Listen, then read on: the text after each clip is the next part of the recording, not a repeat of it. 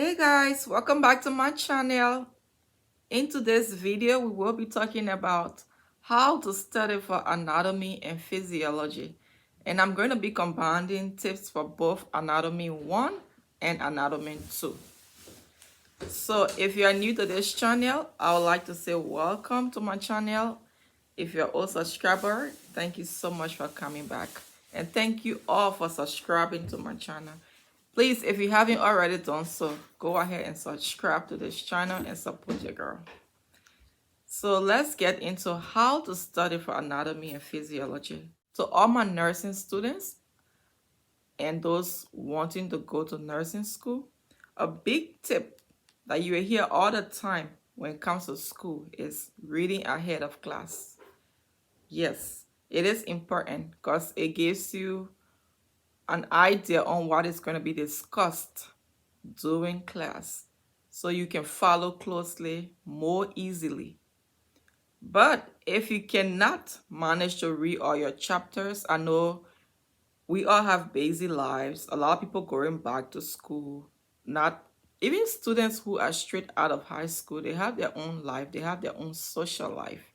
So sometimes they get caught up and cannot keep up with reading before class. But a helpful tip when it comes to that is at least skimming through the material, going through your chapter, seeing the bullet points to see what, like those little topics and subtopics. Know, at least skim through them, know what topic you are going to be discussing before class. That would be a big tip. So you don't be in a class, because I've seen sometimes you did not prepare for class and then the instructor just threw out a question and you have no clue what they're talking about. You don't want to be in that position while in class. It's kind of embarrassing. So at least have a general idea. You don't have to know everything. And in fact, that is why you are going to school anyway, to learn, right? So you don't have to know everything before going to class. But at least try to know what will be covered in class before going to class. So that is my major tip, number 1. Another tip that goes with preparing for class is actually being in class. I know now with the COVID and everything, a lot of us have online classes, which is great. I wish I really had online classes when I first started nursing school, because I'm loving doing my, BSN program online. I'm loving it. You stay from the comfort of your own home and just, but even if you are doing classes online, give the hours that those classes deserve. You need to learn those materials, so give it the time. Not everything in the book is going to be clear to you to just read on your own. Sometimes the instructor will bring out some points that she thinks is important. Some instructors even have the tendency of telling you, this is important. This is important. Yes, I've had instructors like that. And if they say words like that, you want to mark or highlight that particular section and go over it. Because most of the time, they're going to bring questions from that section. And there are some things that will be covered in class that if you miss class, you will not benefit from it. The next point that goes in line with that is taking notes. Taking notes is very important. If you, I don't know how other schools do it, but my school that I graduated from had the anatomy and physiology book, and they also had a lecture note that you use to fill out topics that they felt were important, and most times those were covered during exams. So I will encourage you, if you are in the Georgia area and going to Gwinnett Tech, I think other schools have that same kind of style where they give you a lecture note besides your book that highlight important points, and there are spaces there to fill out from your book as you study to prepare for exams. So make use of those lecture notes. Try to fill those out. If you're in Gwinnett Tech, to all my Gwinnett Tech students, fill out those notes. I can't stress how important it is to fill out those lecture notes. When I was in school, what I did for anatomy and physiology 1 and 2, I will fill out my lecture notes from my book, and then when it comes close to my exam, all I'm doing is just trying to memorize and remember, or study and remember those things that I have already filled out. So yes, that is one big tip for especially Gwinnett Tech students. I don't know, I can't say for sure exactly how other schools did, because I did all my program at Gwinnett Tech. I did not switch from school to school. And when it comes to memorization, a big tip that I use personally in memorizing is using things that I am familiar with. Like, I am from Liberia. A lot of my subscribers, I have already talked about it. And in Liberia, we do have different dialects. And I know 1 or 2 dialects from Liberia. Plus, I have lived in a French-speaking country. So I actually grew up in a French-speaking country, Ivory Coast, like Cote d'Ivoire. So to all my Ivorian brothers and sisters, hey, you have your sister right here, okay? So yeah, so I speak French, even though I'm forgetting a lot of it, but I still do speak French. So having multiple language helps me a lot. I found words that link. If a word links or starts or even sounds like something I know in that language, I kind of link it to it, and it helps me remember. That's how I memorize. I use things I'm familiar with, even in English. Something silly, I use silly jokes and stuff as way to memorize. Some people will call it, not even some people, most people know it to be called mnemonics. I create my own mnemonics to remember stuff. And I link ideas of what I'm learning in school to what I already know in my personal life. Yes. So you can be creative in that way to help you memorize stuff. Because especially for anatomy and physiology 1, you want to memorize. Yes, a lot of it is memorization compared to anatomy and physiology 2. You still memorize in anatomy and physiology 2, but you can use a lot of the things discussed in anatomy and physiology 2 are things that you can use deductive reasoning. Once you have covered the material you studied, the questions, the way they are formatted, you can reason it out. But for anatomy and physiology 1, most times it's not reasoning out. You either know it or do not know it, because they're asking straightforward questions. So it's easier. In a way, I would say if you're someone good at memorizing, I would say you would do very well in anatomy and physiology 1. But if you're someone who hates to memorize, and or you just don't remember stuff like that, and you are that kind of person that rather have a question that have you thinking to figure it out, then anatomy and physiology 1 will be kind of challenging for you.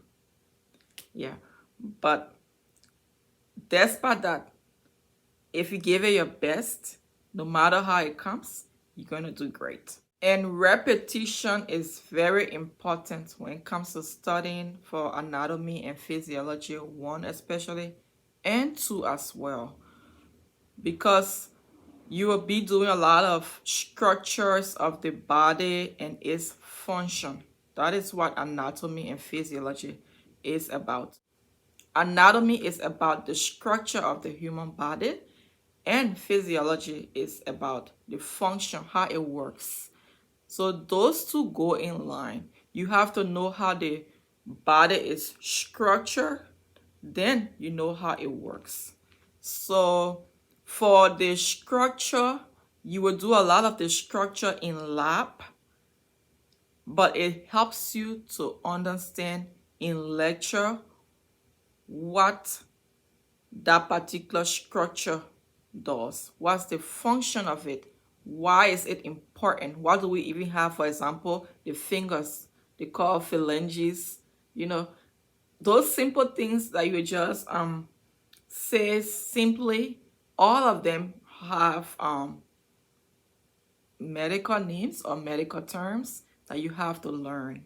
So yes, and that's fundamental to your being a nurse. Because you don't want to be in a hospital tomorrow, they're talking about a femur, and you wondering what is the femur. No. Which nursing school did you go to? Duh. Yes, so you want to know those basic things. Give it your best. At least you won't remember everything, but you will remember a lot of stuff. And the fact that you have heard about it or learned about it, even if you forgot about it, once someone make mention of it, you'll be like, I've heard that before. Yes. So it won't be like a new concept or idea to you. So you want to repeat those things. It is going to be a part of your life. Your school going to be like your priority if you want to succeed. So you drive into school, you going somewhere, you walking, taking a walk in your neighborhood. I would suggest recording lectures in class and listening to it. You walk in your neighborhood or doing something, use that time to listen to lecture, or even if you're not listening to lecture, the things you have already studied, try to remind yourself. Even if you forget about something as your reminder, if it was a list of things you studied that was supposed to be together, do not feel frustrated if you cannot list everything. At least if you can even list 3 out of 5, that's fine. And you come back and go back to it. Trust me, once you come back to it, it's going to stick. During the exam, you will notice that it does stick once you keep going back to it. Yes. So I understand that with time crunch and everything, trying to study a lot of material, it will seem overwhelming. But if you take one bit at a time, study in sections, you will remember it, even though it seems a lot. And that's the thing that seems dreadful about nursing school. That makes most people afraid to go to nursing school. But take one thing at a time. You may have like 9 chapters to study. Try to train your brain in a way where you know that you have 9 chapters subconsciously, and take one chapter at a time. Before you know it, you'll be at chapter 6. You'll be like, wow, yes, that's how it works. That's the best approach I will suggest to any nursing student. Do not look at it as a whole. If you look at everything you're going to be discussing during the semester, you will quit. I promise you will quit, because that's how overwhelming it makes you feel. Take one at a time. So memorization, or key to it, is repetition. Repeat things you have studied. Even if you seem to be crazy to be talking to yourself, because some people don't know how to just say things in their head.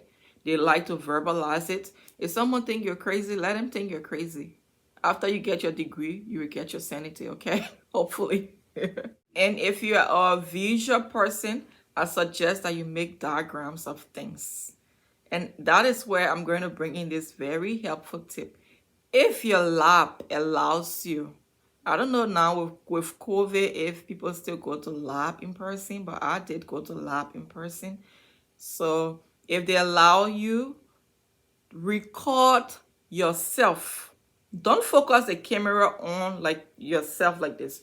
Record the item that you're looking at. Say you are looking at the hand or the different part of your body, that skeleton bone or that muscle that you have. They have little replicas of what the actual human, little rubber that they make out of different parts of the body. Record yourself. I will literally take my phone like this and look at this item like this and be marking, point my finger, use another finger to point at the particular part of the bone. Because the crazy part of anatomy and physiology is you're not just learning a bone, you're learning different part of the bone. Like for example, you're learning about the greater, one of the ones that used to give me a hard time, the greater trochanter.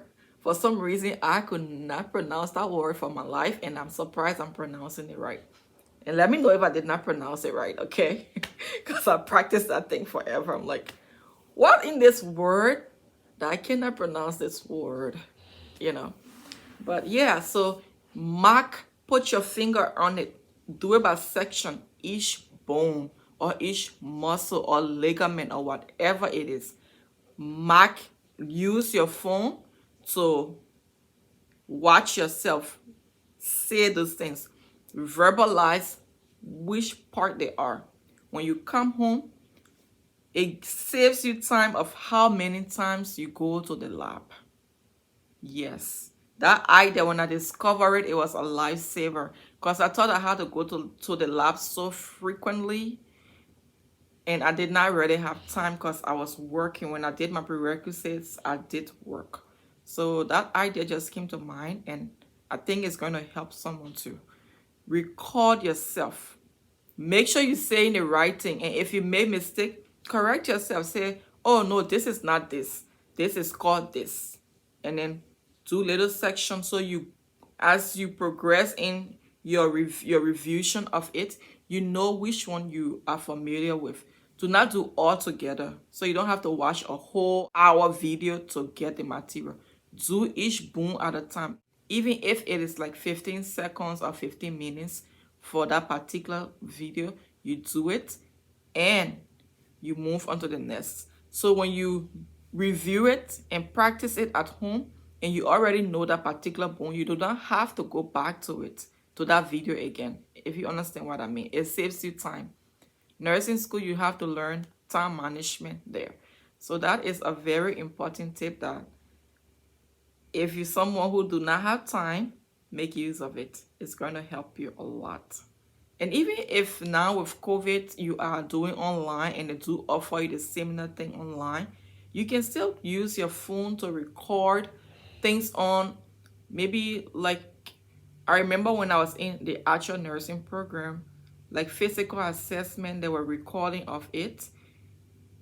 Certain section I had hard time remembering.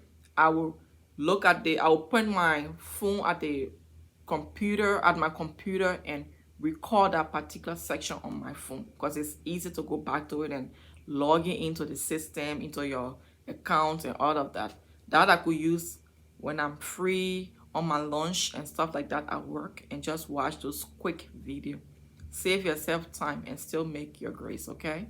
Last but not the least, that I will make mention in this video, you want to do a lot of practice questions. I did not have access to practice questions when I was doing my anatomy and physiology. I did not know about places like Quizlets where you can go online, or even buying. There are some books that are study material, sometimes called study guide, for certain topics. I haven't researched to see if there's a study guide for anatomy and physiology, but I'm sure there are some, because there are even study guides for different nursing classes. So I'm sure for anatomy and physiology there will be one. You can use that as well, because they have questions in them that you can practice before class. But if you are someone who like to save money, like I told you, when I was in nursing school, I did not buy a lot of extra materials other than my book that I actually needed. I went to the library and got books, and at those, like each chapter, most times they will have questionnaires at the back of the book. So I will, my local library, I'm already paying my taxes, so I make use of them. I go there and borrow a book and use them. Or I go online, like I said, doing anatomy and physiology, I did not. I came across online resources when I actually started my nursing program. So unfortunately, I did not get to use those, but my local library were very important in my succeeding in my nursing school program. Yes, so that is going to be it for this video. If I left anything out or any suggestion that any of you out there know, leave it in the comment section to help someone else, okay? This channel is about motivating, encouraging, and pushing you. Yeah, because I said, if you already have the desire and you just been scared to step your foot into it, this channel is going to push you, okay? Keep fighting for your dreams and you're going to get it. You sure can. All right, guys, thank you so much for all your love and support, and make sure to subscribe to this channel. I have a lot of content that I'm going to be bringing. I know I say this all the time, and yes, And I'm hoping that you guys really love what I'm bringing to you. If you have topics you want me to talk about, leave it down in the comment section and I will see what I know about it and I can bring my own little idea to the table. All right, I love you all so much. You have a very, very, very, very great day. Bye-bye, everyone.